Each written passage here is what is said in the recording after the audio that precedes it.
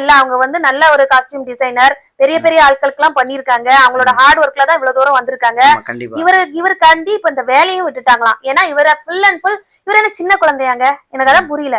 இவரை என்னத்த take care பண்ணணுமா? இவரு சொல்லிருக்காருல்ல, ஃபுல் அண்ட் ஃபுல் நீ என்ன டேக் கேர் பண்ணிக்கோ, நான் அவனை பாத்துக்கிறேன்.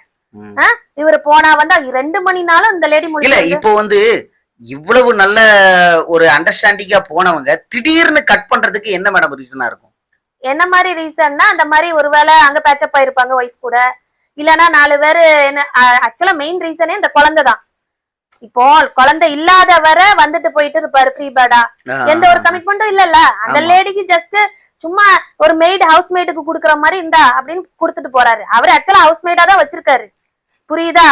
ஏன்னா ஒரு ஒய்ஃபா உண்மையிலே உயிருக்குயிரா நேசிச்சிருந்தாருன்னா அந்த பிள்ளைய கலைக்க சொல்லியிருக்க மாட்டாரு. ஏன்னா அந்த லேடியோட ஹெல்த் கண்டிஷன் பாதிக்குதுன்னு தெரிஞ்ச பிறகு கூட அந்த மாதிரி முடிவெடுக்க சொல்லியிருக்காரு.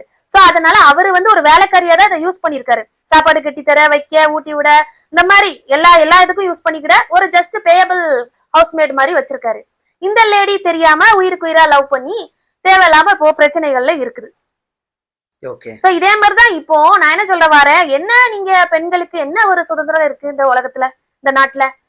என்னதான் நீங்க நம்ம பெண்ணியம் பேசினாலும், என்னதான் ஆணுக்கு பெண் நிகர்னு சொன்னாலும், இப்ப பாருங்க நம்ம ரங்கராஜன் பிரச்சனையில ஜாய் கிறிஸ்டாவை தான் எல்லாரும் கழுவி ஊத்துறாங்க.